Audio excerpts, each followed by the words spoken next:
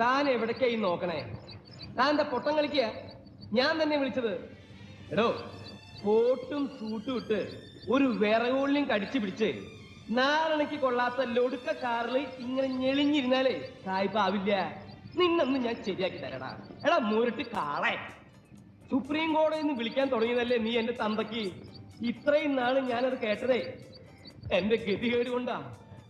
ഏത് പേട്ടയ്ക്കും കാശുണ്ടായ ഏത് പാവപ്പെട്ടവന് തന്തയ്ക്ക് വിളിക്കാം. 35 കൊല്ലം താൻ എന്നെ തെറി വിളിച്ചില്ലേ?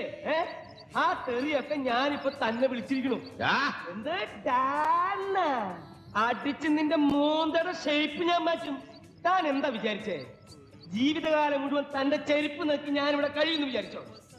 വേലക്കാരോട് എങ്ങനെ പെരുമാറണം എന്നുള്ളത്